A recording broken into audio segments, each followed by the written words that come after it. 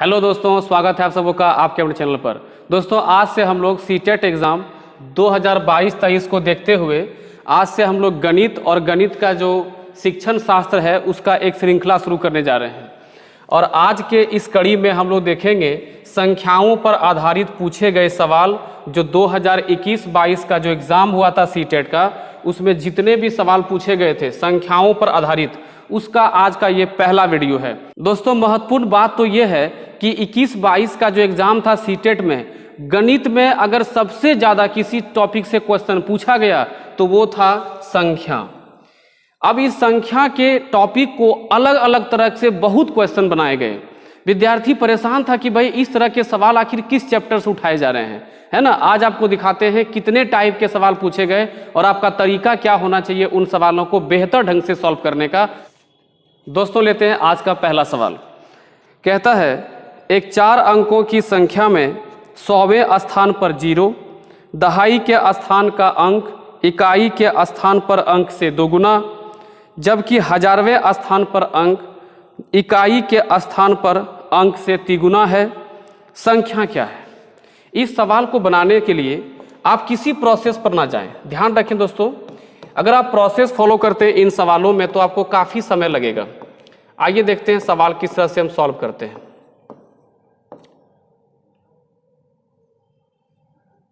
साठ 24 है, फिर 60 42 है, उसके बाद 46 0 2 है।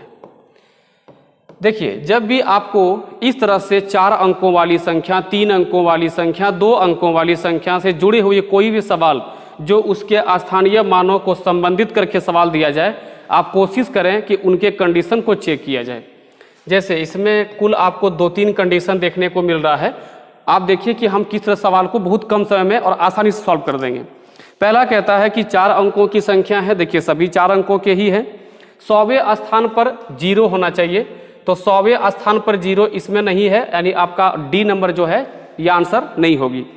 अगला कहता है कि दहाई का जो स्थान है दोस्तों, ये सब जो दहाई का स्थान है ये इकाई के अंक से दोगुना है। अब देखिए इकाई से ये दोगुना नहीं है, ये तो आधा है, ये दोगुना है, यानी 3 नंबर आपका आंसर है। आगे कंडीशन चेक ही नहीं करना है। आप सोच के देखिए कितना आसान क्वेश्चन बन गया। आगे जो दिया वो भी चेक कर लेते हैं। कहता 1000वां का जो स्थान है, देखिए 6 है ना, इकाई दहाई सैकड़ा हजार। 1000वां का जो स्थान है वो इकाई से देखिए तिगुना है, 2 तिया 6 तिगुना हुआ ना दोस्तों, तो इसलिए ये आपका आंसर बिल्कुल करेक्ट है। जब आपका एक ही ऑप्शन आंसर में आ रहा हो, आगे चेक ही नहीं करना है, बस मारो आंसर और आगे निकल जाओ। तो उम्मीद है कि आपको ये पहला क्वेश्चन समझ में आया होगा। तो संख्याओं से जुड़ा हुआ ऐसा भी सवाल आपको देखने मिलता है। बढ़ते हैं अगले सवाल में। अब दोस्तों 2 अंकों वाली संख्या देखिए, एक सवाल दिया गया है। क्वेश्चन कहता है एक 2 अंकों वाली संख्या और इन अंकों को पलटने पर बनी संख्या का योग 88 है। ऐसी कितनी संख्याएं हैं जिनमें दहाई का अंक इकाई के अंक से बड़ा है? अब आपको ध्यान रखना है यहाँ पे। देखिए सबसे पहले बोला कि कोई भी 2 अंकों की संख्या है, जैसे ये x y है, ये 2 अंक मान लेते हैं, x एक अंक है और एक y अंक है, और इसको पलटने पर क्या बन जाएगा बताइए? yx बन जाएगा। इन दोनों को जोड़ने पर कहता है कि 88 होना चाहिए। इस तरह से कितने ऐसी संख्याएं हैं जिनमें दहाई का अंक इकाई से बड़ा होना चाहिए, यानी कि जो दहाई का जो अंक है ये इकाई से बड़ा होना चाहिए। ऐसे कितनी संख्याएं हैं जिसको पलटने पर जोड़ने पर 88 मिलेगा? तो सबसे पहले आप ये देखेंगे कि आखिर इन दोनों अंकों का योग कितना है। यानी हमको सबसे पहले ये निकाल के चेक करना होगा कि x + y का मान कितना दोस्तों होगा। तो x + y के लिए आप सीधा क्या करेंगे, 88 को 11 से भाग कर देंगे, निकले दोस्तों 8। ध्यान देने वाली बात है, 8 निकलना चाहिए। ओके दोस्तों, तो आपको एक चीज़ और टेक्निक आपको याद रखना है कि जब कोई भी 2 अंकों की संख्या, जैसे मान लीजिए AB, चलिए आपको संख्या लेके दिखाते हैं। जैसे 15, इसको पलट दिए कितना बन जाएगा बता दोस्तों? 51 बन जाएगा। जब आप इन दोनों को जोड़ेंगे 5 1 6 और 5 1 6, आप देखिए ये भी 11 से कटने वाली संख्या आई। कोई और संख्या लेते हैं 34, उसको हम पलट देते हैं 43। अब जोड़िए 4 3 7 4 3 7, देखिए ये भी 11 से कटने वाली संख्या होगी। तो सीखने वाली बात क्या थी कि कोई भी 2 अंकों की संख्या अगर उसको आप पलट देते हैं और अगर जोड़ते हैं तो वह 11 से कटने वाली ही आएगी। तो आपको क्या करना है कि जब योग दिया रहे उसको 11 से अगर आप भाग कर देते हैं तो उन दोनों अंकों का जो योग होगा वो निकल जाएगा। देखिए जैसे अभी हम दिखाए थे कि 15 को 51 किए थे, जोड़ने पर दोस्तों 66 आया था। अगर हम इसको 11 से भाग करेंगे दोस्तों 6 आएगा। आप देखिए x और y जोड़िए कितना आ रहा है, 6 आ रहा है। देखिए तो यही हम निकाल लिए कि x + y पहले पता तो चल जाए कितना होना चाहिए, तो 8 होना चाहिए। अब देखिए उसके लिए क्या क्या संभव है। एक संख्या तो 17 जोड़ने पे देखिए 8 आ रहा है, एक संख्या 26 जोड़ने पे 8 आ रहा है, एक संख्या 53 जोड़ने पे 8 आ रहा है। और बताइए कोई संख्या हो जैसे कि एक 80 है ना दोस्तों, एक 80 है।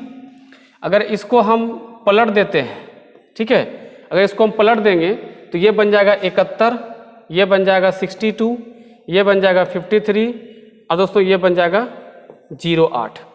अगर इन सबको आप जोड़ेंगे तो मान आपको 88 मिलेगा। आप देख लीजिए, देखिए 4 ऑप्शन में दिया गया है, बिल्कुल दिया गया है।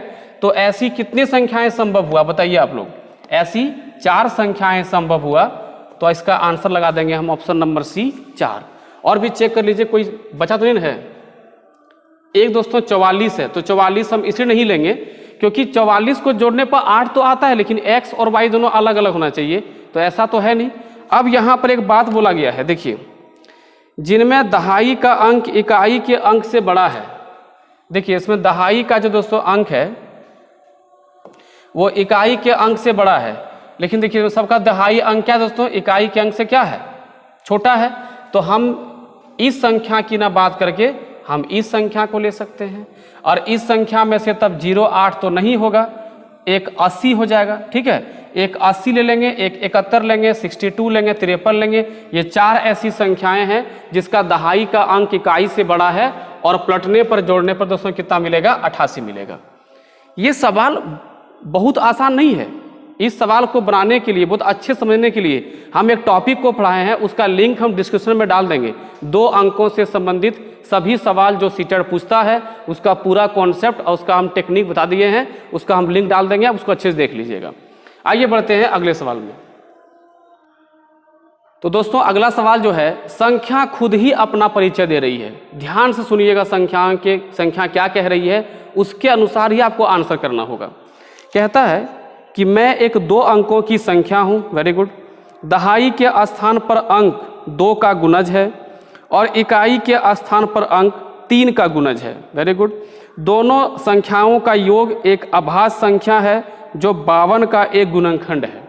52 का गुणनखंड दोस्तों समझते हैं, गुणनखंड मतलब होता है काटने वाला, यानी कि 52 को जो काट दे। ऑप्शन दिया गया है 69, 49, 46, 83। 69, 46, 49, 83।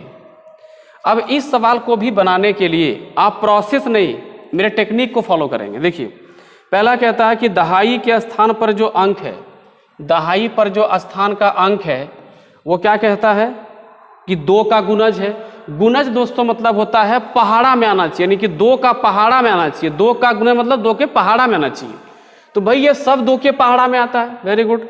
और कहता है कि इकाई का स्थान का जो अंक है वो 3 का गुणज हो, 3 के पहाड़े में सब आता है। पहला ऑप्शन से आप आंसर लगा ही नहीं पाओगे।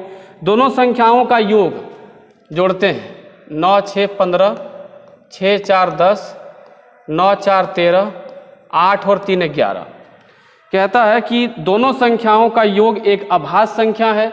देखिए अभाज्य संख्या केवल एक में आ रहा है। आप में से अगर किसी को अभाज्य संख्या नहीं आ रहा है तो ध्यान से सुन लीजिए, आपको समझ में आ जाएगा अच्छे से। इस दुनिया में कोई भी अभाज्य संख्या केवल या तो 1 से कटेगा या तो खुद से कटेगी। जैसे 2 है, 3 है, 5 है, 7 है, 11 है, 13, 17, 19, 23, 29, 31, ऐसे और भी आगे 37। ठीक है, तो ये संख्याएं क्या क्या हैं, ये संख्याएं या तो खुद से कटेंगी या तो 1 से कटेंगी। उससे दोस्तों क्या कहते हैं हम लोग, अभाज्य संख्या। एक बात और ध्यान रखेंगे आप कि दोस्तों 2 सबसे छोटी अभाज्य संख्या है जो कि सम भी है ना। तो इसका नाम एक और दिया गया, और टेट कई बार इसको इस पॉइंट से क्वेश्चन पूछती है कि सबसे छोटी सम आभास संख्या कौन है दोस्तों? 2 है। तो अब बताइए इन चारों में से आभास संख्या कौन कौन? एक 13 और एक 11। लेकिन यहां कहता है कि जो कि 52 का एक गुणनखंड है। 52 का गुणनखंड कहने का अर्थ हो गया कि जो 52 को काट सकता हो। तो भैया 52 को काटने वाली जो क्षमता है वो किसमें है? 13 में है। तो आंसर लगा देंगे हम, यह संख्या कौन सी होगी? 49। अगर आप इस तरह से सवाल को बनाते हैं तो आपको ना किसी प्रोसेस की आवश्यकता पड़ेगी और ना ही कैलकुलेशन की आवश्यकता पड़ेगी, आराम से आप क्वेश्चन को सॉल्व कर सकते हैं। ओके दोस्तों, आगे बढ़ते हैं अगले क्वेश्चन में।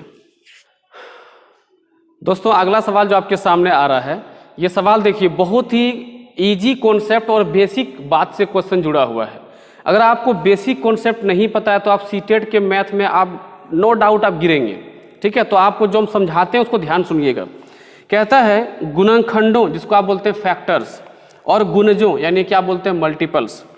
गुणनखंडों और गुणजों के बारे में निम्नलिखित में से कौन सा कथन सही है? ये बात आप और ध्यान रखेंगे, गुणनखंड को ही दोस्तों अपवर्तक कहेंगे और गुणज को ही अपवर्त कहेंगे। तो गुणनखंडों और गुणजों के बारे में कौन सा कथन सत्य है? अब इसमें 4 कथन दिए गए हैं, A B C D।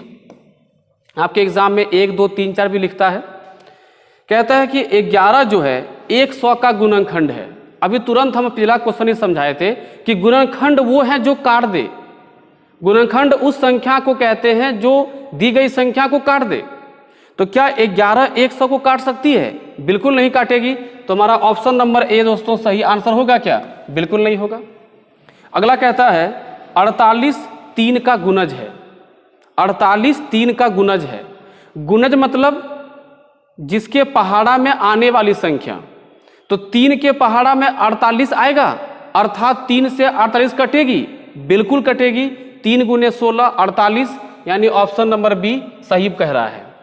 3 number कहता है 11 110 का गुणज है। बिल्कुल गलत। 11 का गुणज 110 है, ठीक है, जबकि 11 जो है 110 का गुणनखंड है। 11 जो दोस्तों क्या है? 110 का गुणनखंड है, क्योंकि 11 इस 110 को काट सकती है। तो 11 बन गया गुणनखंड। ओके दोस्तों, गुणनखंड बन गया। और ये जो 110 है ये 11 का गुणज है, क्योंकि 11 के पहाड़ा में 110 आ सकता है। तो जिसके पहाड़ा में जो संख्या आता है उसे हम गुणज कहते हैं, और जो संख्या काटती है वह गुणनखंड कहलाता है। तो ऑप्शन नंबर देखिए सी भी गलत हो गया। 48 3 का गुणनखंड है, बिल्कुल गलत। 48 3 का गुणज है, ना कि गुणनखंड है। देखिए 48 और 3 में क्या संबंध है? 48 दोस्तों गुणज है, किसका? गुणज है 3 का, और 3 जो है वो गुणनखंड है, किसका? बोलते रहिए आप लोग भी। 3 दोस्तों क्या है? गुणनखंड है, किसका? 48 का। यानी ये कथन देखिए यहाँ बोला गया था बी में कि 48 3 का गुणज है, ये सही है। लेकिन 48 3 का गुणनखंड है, गलत बात। 48 3 का गुणज है, लेकिन 3 48 का गुणनखंड है। कोई कंफ्यूजन नहीं होगी। देखिए जब मेरा क्लास आप करें, कोशिश करिए कि आप कलम और कॉपी लेके बैठें, ताकि आप कुछ बातों को लिखें भी, आपको बहुत फायदा करेगा, ठीक है। सिर्फ आप जो है टाइम पास के लिए मत देखिए। हम प्रयास कर रहे हैं कि आपको कुछ मदद किया जाए, कुछ हेल्प किया जाए, ठीक है दोस्तों। बढ़ते हैं अगले क्वेश्चन में। तो उसका आंसर दोस्तों क्या था? बी नंबर था।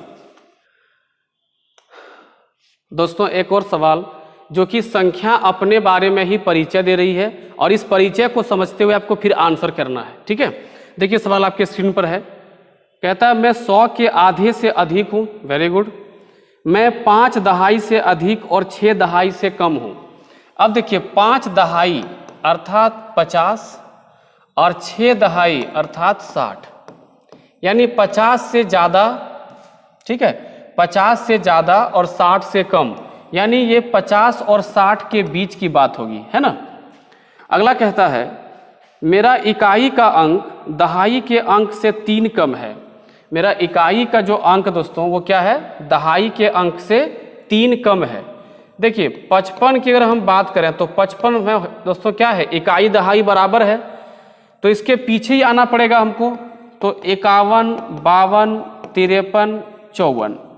अब बताइए इकाई का स्थान दहाई से कम देखिए चारों में दिख रहा है, लेकिन कहता है कि कितना कम है, 3 कम है।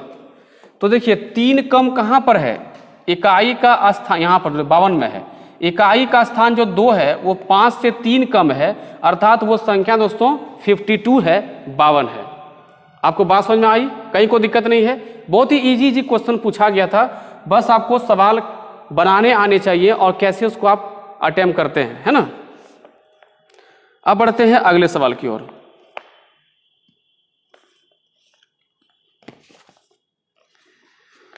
दोस्तों देखिए एक सवाल आपके सामने आएगा, ये सन्निकट वाला सवाल। तो थोड़ा सा आपको हम जरा सन्निकट समझा देते हैं। सन्निकट को आप अंग्रेजी में कहते हैं एप्रॉक्स, एप्रॉक्स नंबर, है ना, एप्रॉक्स नंबर। देखिए अगर किसी भी संख्या में पॉइंट करके लिखा हुआ है, जैसे 3.01, तो पॉइंट के बाद अगर कभी 0 आता है तो समझ जाओ कि वो 1 से भी कम है, यानी पॉइंट के बाद दोस्तों 1 से भी कम है। और पॉइंट के बाद अगर 3.6 रहे, 3.5 तो खैर जल्दी आपको देगा ही नहीं, चलिए आपको 3.6 समझाते हैं। देखिए 5 से जब ज्यादा रहे आपको, ओके दोस्तों, पॉइंट के बाद जब 5 से ज्यादा रहे तो आप इसको अगले नंबर की ओर शिफ्ट कर देंगे, यानी इसको आप 4 कह सकते हैं। इसको नहीं बोलते अब राउंड फिगर में करना, वही है आपका सन्निकट। अब बताइए 3.01, इसको क्या लिखेंगे आप, इसको 3 लिखेंगे, क्योंकि 0.1 मतलब क्या है, ये 1 से भी कम है, जबकि हमको 5 से ऊपर रहेगा तभी हम उसको लिख सकते हैं अगला में।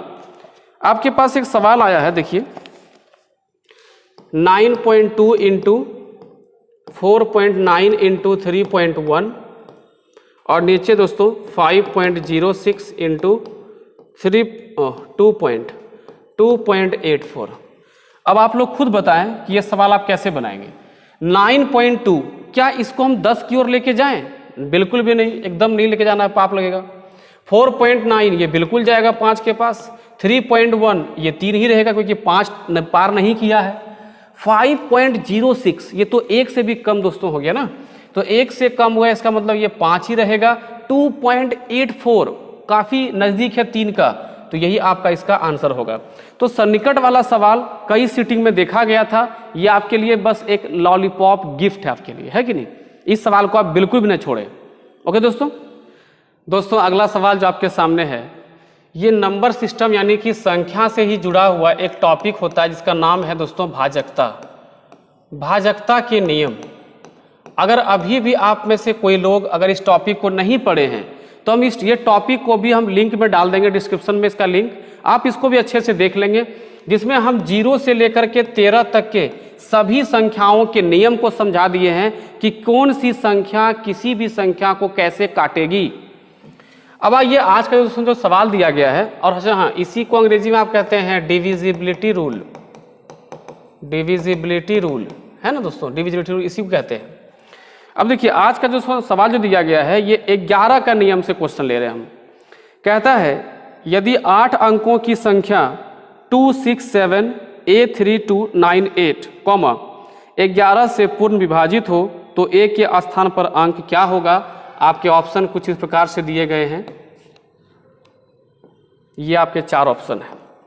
अब हम संख्या आपके सामने हम लिख रहे हैं। संख्या दोस्तों 267A3298, और दोस्तों ये कटती किससे है, ये पूर्णतः विभाजित है 11 से। अब आप लोग एक बात ध्यान रखेंगे, आप लोग अगर इनमें से आप में से किसी को भी अगर 11 का नियम नहीं पता है तो ये सवाल आप नहीं बना पाएंगे, और जबकि अगर पता रहे ना तो ये सवाल बहुत ही आसान और बहुत ही कम टाइम में बनने वाला क्वेश्चन है। देखिए 11 से जब भी आपको कोई संख्या काटने की बात की जाए, आप एकदम अल्टरनेट जोड़ना शुरू कर दें। 8 और 2 10, 10 जोड़ A, 10 और 6 16, ये तो पार ही हो गया, यानी 16 और इसमें क्या है दोस्तों A है। Very good.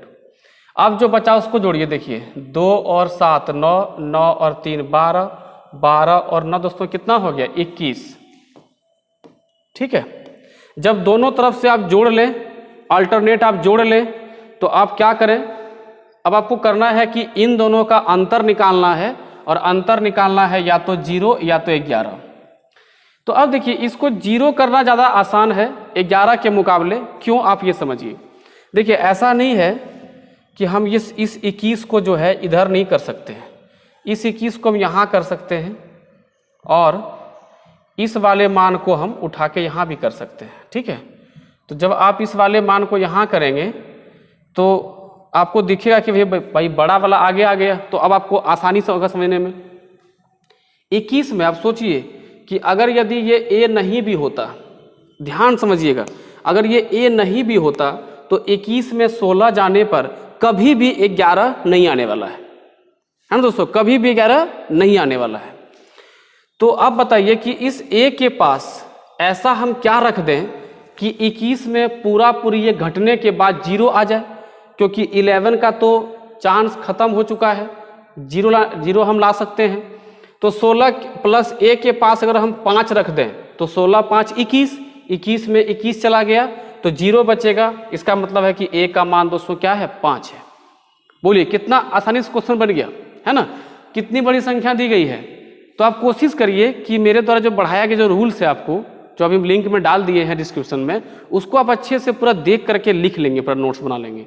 ठीक है, अच्छे से अगर आप नोट्स बना लेते हैं तो एक क्वेश्चन देखिए यहाँ से पूछ रहा है, आपको 1 नंबर पक्का हो जाएगा। अब बढ़ते हैं अगले क्वेश्चन में।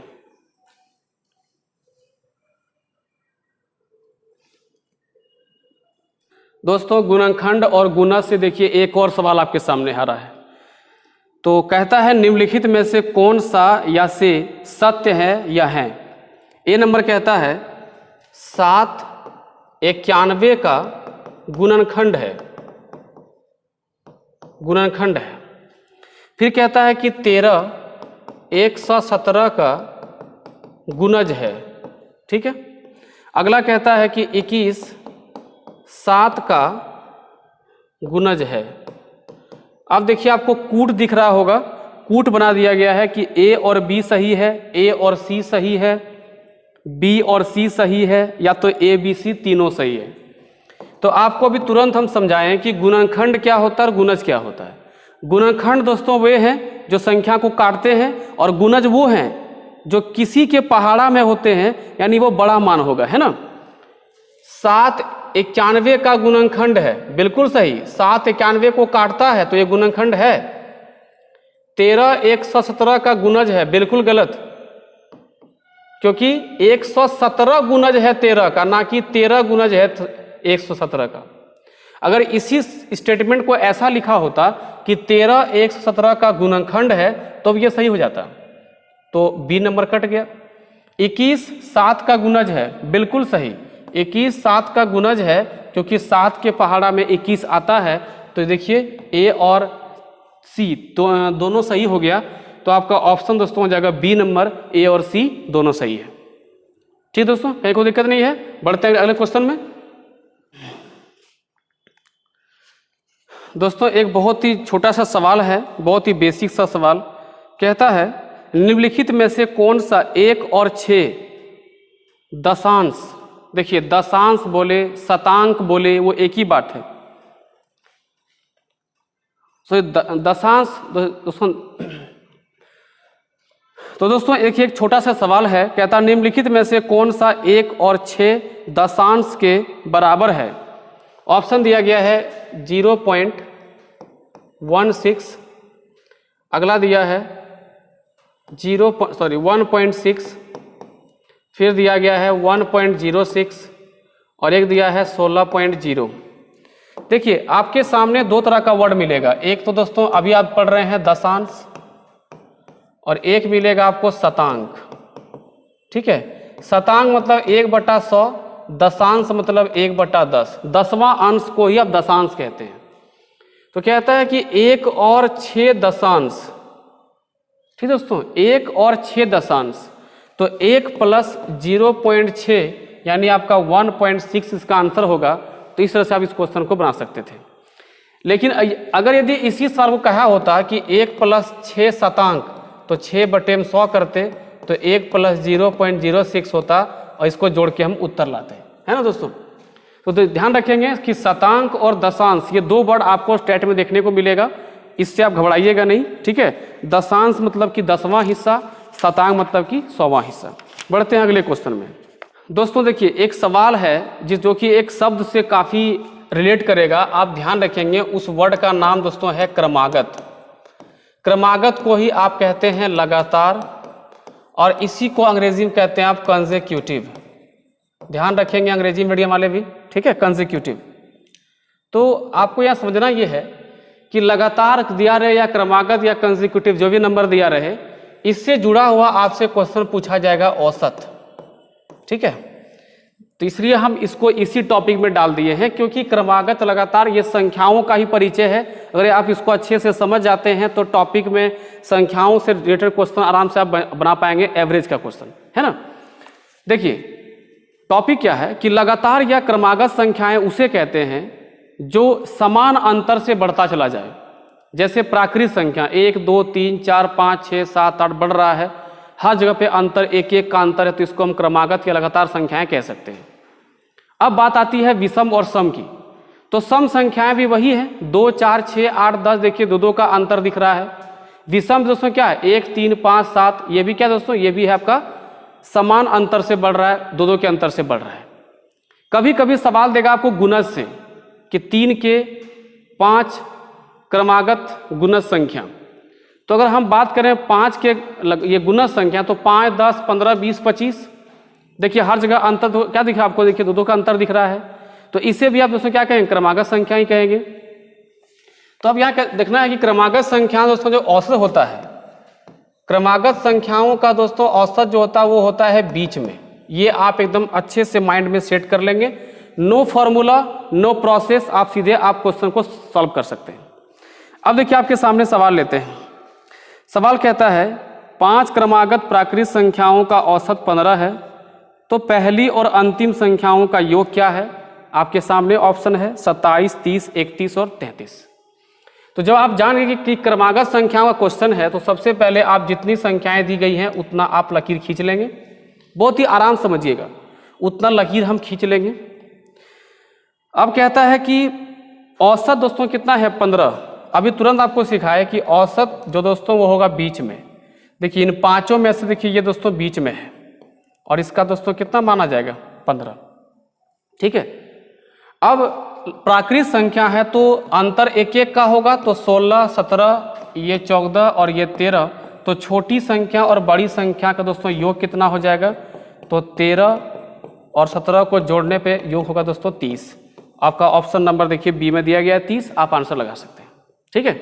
अब अगर मान लीजिए क्रमागत संख्याओं को बहुत डिटेल से पढ़ना है आपको, बहुत डिटेल से, कि क्रमागत संख्याओं को देख के हम आंसर लगा दें, तो आपको इसका भी एक लिंक हम डाल देंगे डिस्क्रिप्शन में, उसको भी अच्छे से देख लेंगे। क्रमागत संख्याओं पे हम कम से कम आधा घंटा की वीडियो बनाए हैं एकदम डिटेल में। एक बार आप उसको देख लेंगे तो फिर लाइफ में क्रमागत संख्या कभी आपको दिक्कत नहीं करेगी। आइए बढ़ते हैं हम लोग अगले सवाल में। तो दोस्तों अगला सवाल जो है ये बहुत ही आसान सवाल है, लेकिन हम दावा करते हैं कि आप में से बहुत लोग इस सवाल में फंस भी जाएंगे। सवाल क्या है वो देखिए, कहता है 25 347 में कितने सैकड़े हैं। सैकड़े अर्थात 100, ठीक है। 25,347 में कितने सैकड़े हैं, ठीक है। देखिए आपका ऑप्शन दिया गया है 300, फिर दिया गया है 253, फिर दिया गया है 2534, फिर दिया गया है 253 00। पूरे ऑनेस्टी से आप लोग को हम ये कहते हैं कि आप पहले इसका उत्तर एक बार लगा लीजिए। अगर आपको लगता है कि ये सवाल आप बना सकते हैं तो भाई आप लोग बनाइए और इसका उत्तर हमको भेजिए। आप कमेंट करके देखें आप लोग कितना लोग उत्तर भेज सकते हैं, ठीक है। वो एकदम ऑनेस्टी से, कोई चीटिंग नहीं करेगा। देखिए जब भी आपको पूछा है कि कितने सैकड़े हैं, कितने हजार हैं, कितने दहाई हैं, सीधा आप उसी से भाग कर देंगे, ठीक दोस्तों। क्या पूछा, कितने सैकड़े हैं। अगर आपसे पूछे कि 10 में कितना 5 है, तो आप 5 से भाग करेंगे ना भैया। और आप क्या बोलोगे बताओ कि 2 ठो 5 है। 20 में कितने 5 हैं, तो आप 5 से भाग करोगे, बोलोगे इसकी सर इसमें 4 ठो 5 है। तो उसी प्रकार से इसमें कितने सैकड़े हैं, कितने 100 हैं, तो 100 से भाग करेंगे, यहाँ पॉइंट आ जाएगा, है ना। इसको भाग करने पे 253.47, क्योंकि 2 ठो 0 है, 2 के बाद पॉइंट लग जाएगा। तो ये आ गया हमारा पूर्णमान 253, यानी इस सवाल का आंसर होगा 253। इसमें क्या है, सैकड़े। बोलिए ऑनेस्टी से बोलिए, आपका उत्तर सही आया था। ठीक है, बढ़ते हैं अगले क्वेश्चन में। अब देखिए एक और भी बहुत ही अच्छा सवाल, इसमें भी क्या कह रहा है कि संख्या अपना परिचय दे रही है, लेकिन थोड़ा सा अलग किया है। आप ध्यान से पढ़िए क्वेश्चन को। देखिए क्वेश्चन आपके सामने है, मैं 2 अंकों की एक विषम संख्या हूं, ठीक है, और 24 गुने 4 से अधिक हूं। मेरे इकाई और दहाई के अंक बराबर हैं, मैं कौन सी संख्या हूं? 87, 88, 97, 99। पहला पॉइंट क्या बोला गया है कि मैं 2 अंकों की विषम संख्या हूं, तो विषम है तो 88 तो होगा नहीं आंसर। आप भी जानते हैं किसी संख्या के अंत में 0, 2, 4, 6, 8 इनमें से कोई भी अंक दिख जाए उसे हम सम कहते हैं। तो अंत में 8 दिखा, पहले हटा दो उसको, भाई 88 आंसर ही नहीं है।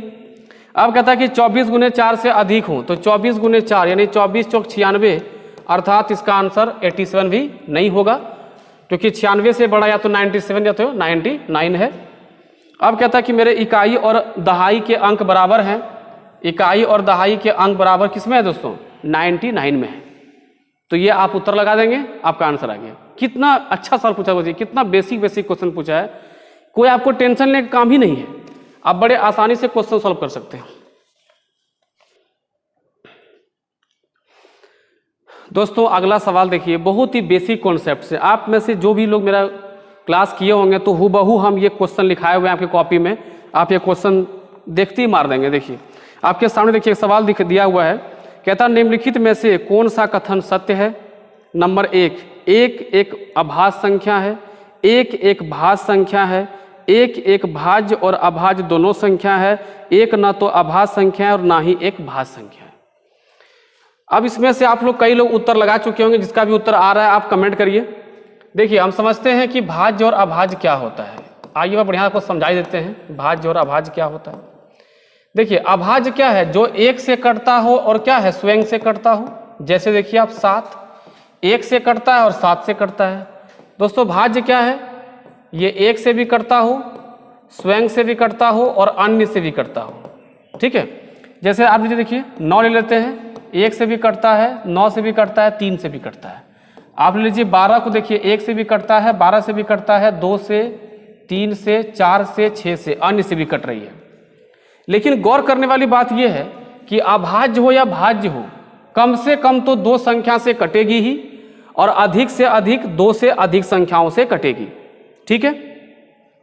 लेकिन 1 की जब बारी आती है तो 1 से कट रही है, लेकिन स्वयं फिर आप किसको लिखेंगे? स्वयं में तो आप 1 ही लिखेंगे, लेकिन दोनों अलग अलग संख्याएं होनी चाहिए, तो अलग अलग नहीं है तो 1 ना तो भाज्य है और ना ही भाज्य है, ना ही भाज्य और ना ही अभाज्य है। क्योंकि भाज्य अभाज्य होने के लिए कम से कम 2 संख्याओं से कटनी चाहिए, और ये तो केवल 1 ही संख्या से कट रही है। तो इसका आंसर दोस्तों क्या होगा? ऑप्शन नंबर डी, ना तो अभाज्य और ना ही भाज्य है। उम्मीद है कि आपको समझ में आ गया होगा। बोलिए मजा आ रहा है कि नहीं? तो दोस्तों लाइक जरूर करिए, क्योंकि आपके लिए ये वीडियो जो है फ्रूटफुल अगर हो रहा है तो मेरा मेहनत का बस यही एक फी हो सकता है कि आप उसको लाइक जरूर करिए, ठीक है। लाइक करने से थोड़ा सा मोटिवेशन होता है और काम करने में ज़्यादा मजा आता है ना। अगला कहता है कि बढ़ते हुए क्रम में व्यवस्थित 7 क्रमागत सम संख्याओं का योग 98 है। इस क्रम की तीसरी संख्या क्या है? देखिए ऑप्शन दिया गया है 12, 14, 16 और 18। ये सवाल बहुत आसान सवाल है। पिछला एक क्वेश्चन के पहले हम क्रमागत पे चर्चा कर चुके हैं, ये क्वेश्चन आप बना सकते हैं। देखिए बढ़ते घटती सब छोड़ो, क्या बोला गया? आप सिंपल समझो कि भाई 7 क्रमागत सम संख्याओं का योग 98 है। 1, 2, 3, 4, 5, 6, 7 सबको जोड़ने पे दोस्तों 98 है। तो आपके मन में खाली ये आना चाहिए कि क्रमागत संख्या जहां दिखा तो औसत हमको मिलना चाहिए। औसत ना दे करके योग दिया है, कोई बात नहीं है, कुल योग को 7 से भाग कर दीजिए, आएगा 14। औसत कैसे निकालते हैं? कुल योग को कुल संख्या से भाग कर दीजिए। जब 14 आ गया इसका मतलब है कि बीच का मान हमको मिल गया। ये है बीच 14, 15, 16, सॉरी मिस्टेक हो गया, सम संख्या है तो अगला 16, 18 और ये दोस्तों कितना होगा? 20, ठीक है। तो इस क्रम की तीसरी संख्या क्या है? अच्छा ठीक है, तो ये आ जाएगा 12, ये आ जाएगा 10, ये आ जाएगा 8, दो दो कम कर दिए सम संख्या। तो 1 2 3 तीसरी संख्या दोस्तों 12 है ना। बड़ी आसानी से आप क्वेश्चन को कर सकते हैं। बड़ी संख्या बोले, छोटी संख्या बोले, किसी भी संख्या को तीसरी, चौथी, पांचवी आराम से आप कर सकते हो, है ना। आइए बढ़ते हैं अगले सवाल पे। तो दोस्तों अगला सवाल बहुत ही बेसिक सा सवाल है। कहता है रिक्त स्थान में क्या आएगा, है ना। देखिए सवाल दिया हुआ है 2/3 प्लस डैश बराबर 11/12। 11/12 2/3 यानी कि 2 गुने 1/3 प्लस डैश किया तो उसको आप x मान लीजिए, और 11/12 मतलब 11 गुने 1/12, 12वां 13वां 14वां 8वां 9वां, जब भी बोला जाए तो समझिए 1 की बात कर रही है। तो ये 2/3 प्लस x बराबर 11/12। अब अगर हमको x निकालना है तो इसको उठा के उस साइड कर देते हैं, तो x बराबर हो जाएगा 11/12 माइनस 2/3, क्योंकि यहाँ प्लस में है। अब देखिए 12 और 3 दोनों आपस के पहाड़ा में जुड़ा हुआ है, तो एलसीएम दोस्तों 12 लेंगे बड़ा वाला को। 12 से 12 काटेंगे एक बार में, 11 गुने 1 11, 3 से काटेंगे 4 बार में, 4 गुने 2 8, यानी दोस्तों आ गया 3/12। यहाँ से काट देंगे 1/4। ठीक है। अब देखिए इसमें क्या आंसर दिया गया है। आंसर यहाँ देखिए ऑप्शन बड़ा घुमा के लिखा हुआ है, तो घबराइएगा नहीं। पहला ऑप्शन लिखा गया है 9/3, 9/3, फिर लिखा गया है 1/3, फिर लिखा गया है 3/12, 3/12, और फिर लिखा गया है 13/12। ठीक है। अब देखिए इसको कैसे बनाएंगे। 1/3 तो होगा नहीं, वहां पे उसने क्या दिया है 1/4 दिया है। 9 गुने 1/3, देखिए इसको बराबर निकालते हैं, 9 गुने 1/3, तो ये 3 आ जाएगा, ये भी आंसर नहीं होगा। 3/12, 3 गुने 12, 1/12, 3 से काटेंगे 4, तो 1/4 हमको यहाँ दिख रहा है, यानी ऑप्शन नंबर सी 3/12 इसका सही उत्तर हो जाएगा, x का मान। ठीक है। तो बहुत ही आसानी से क्वेश्चन आप टैकल कर सकते हैं, बस आप समझें कि बेसिक क्या है। ओके दोस्तों, बढ़ते हैं अगले सवाल में। तो दोस्तों अगला सवाल देखिए फिर से गुणनखंड से सवाल दिया गया है, तो इसलिए मेरा एकदम जो है फोर्सफुली रिक्वेस्ट है आपसे कि आप गुणनखंड का वीडियो या गुणनखंड का टॉपिक अच्छे से करके जाएं। हम एक क्लास गुणनखंड और गुणज पे दिए हुए हैं, उसका आपको हम वीडियो का लिंक डाल देंगे, उसको आप अच्छे से देख लेंगे। ठीक है दोस्तों, आइए पढ़ते हैं क्वेश्चन क्या कहता है। कहता है किसी संख्या का गुणनखंड डैश होते हैं। पहला कहता है संख्या के बराबर या उससे कम, संख्या के बराबर या उससे अधिक, संख्या के बराबर या संख्या से कम। देखिए गुणनखंड क्या होते हैं पहले समझते हैं इसको। गुणनखंड क्या होता है, तो आप ध्यान रखिएगा कि वे सभी संख्याएं, दोस्तों इसी को अंग्रेजी में दोस्तों क्या बोलते हैं, फैक्टर। ठीक है। वे सभी संख्याएं जो दी गई संख्या को विभाजित कर सकती है उसे हम गुणनखंड कहते हैं। जैसे 16, इसको 1 काटेगा, 2 काटेगा, 4 काटेगा, 8 काटेगा, खुद 16 काटेगा। अगर हम बात करें 12 का, तो 1 काटेगा, 2 काटेगा, 3 4 6 12 खुद काटेगा। बात करेंगे हम 8 का, तो इसको 1 काटेगा, 2 काटेगा, 4 काटेगा, 8 काटेगा। ओके दोस्तों। 5 का, तो ये 5 1 काटेगा और 5 काटेगा, तो अभाज्य कोई दिक्कत नहीं, दो ही से कटेगा। अब लेते हैं 20, तो इसको 1 काटेगा, 2 काटेगा, 4 काटेगा, 5 काटेगा, 10 काटेगा, 20 काटेगा। अगर हम 2 की बात करते हैं, 1 काटेगा और 2 काटेगा। अगर आप ध्यान से देखें तो केवल 2 एक ऐसी संख्या है, या और भी एक दो संख्या हो सकती है कि 2 ऐसी संख्या हमको दिख रही हैं जिसके गुणनखंड 2 हैं। 16 गुणनखंड कितने हैं, 5 ठो हैं। 12 कितना है, देखिए 6 ठो है। 8 का 4 ठो है, 5 का 2 ठो है, 20 का 6 ठो है। यानी किसी भी संख्या का गुणनखंड या तो उसके बराबर हो सकता है, देख लीजिए 2 का 2 गुणनखंड, या तो उससे कम होगा। तो देखिए आपका ऑप्शन क्या दिया गया है, या संख्या के बराबर या उससे कम, ऑप्शन नंबर ए आपका सही उत्तर होगा। ठीक है। तो आप देख रहे हैं कि संख्या से संबंधित कितनी बेसिक बातों से सवाल पूछा गया है, इसलिए हम हमेशा कहते हैं कि बेसिक बातों पर हमेशा आप ध्यान रखें। अब दोस्तों अब आज का वीडियो का अंतिम सवाल लेते हैं। ठीक है। फिर मिलेंगे हम लोग नेक्स्ट वीडियो में, लेकिन आज इतना सवाल रखते हैं आज के लिए। कहता है 10,011 को 101 से भाग देने पर शेष क्या होगा। इसको 101 से भाग दीजिए और शेष निकालिए। आप लोग एक बार जरूर उसको ट्राई कर लें, उसके बाद ही मेरे सॉल्यूशन को आप देखें। देखिए कि आपको भाग करना भी तो आ रहा है कि नहीं आ रहा है ना दोस्तों। तो 101 से भाग करेंगे तो देखिए 3 अंक का है, अगर हम 3 अंक पे कमांड करेंगे तो इससे छोटा मिल गया तो 3 अंक से होगा नहीं, 1000 तक हमको भाग करना होगा एक बार में। तो 9 से भाग करते हैं तो दोस्तों ये हो जाएगा 909। अब यहाँ 11 में 9 गया तो दोस्तों 2 बचेगा, ये यहाँ पे आ जाएगा 9। अब यहाँ पर 9 और 9 ये कट जाएगा, ठीक है, 92 बच गया। अब यहाँ होगा 1, ठीक है। अब फिर इसको 9 से काटेंगे, 9 से गुना करेंगे तो होगा 909, यानी ये बच जाएगा 1 और 1 11, यानी इस सवाल का दोस्तों शेष कितना होगा 11 हो जाएगा, ऑप्शन नंबर बी में है। तो उम्मीद है कि आपको आज का जो वीडियो है पसंद आया होगा और आज के आपके तैयारी में आज का जो वीडियो है थोड़ा आपको हेल्प करेगा, थोड़ा आपको पुश करेगा। तो दोस्तों फिर मिलते हैं नेक्स्ट सेशन में। अभी सीरीज चलता रहेगा, आपका पेडागोजी भी अगले वीडियो में हम शामिल करेंगे। उसके बाद आप देखेंगे कि हम लोग क्या करेंगे, अल्टरनेट कभी मैथ कभी पेडागोजी, कभी मैथ कभी पेडागोजी, और हम चैप्टर जो पढ़ा रहे हैं वो जो चैप्टर्स जो बीच में आते रहते हैं टॉपिक, वो भी टॉपिक हम पढ़ाते चल जाएंगे। जैसे कि आपका हो गया कोई जैसे क्षेत्रमिति का हो गया और किसी टॉपिक का हो गया, वेन हिले का हो गया, पियाजे का हो गया, वाइगॉत्स्की का हो गया, इन सब का भी टॉपिक हम कराएंगे साथ में। लेकिन साथ में आपका ये सीरीज भी चलता रहेगा, तो पढ़ते रहिए, तैयारी करते रहिए। जय हिंद।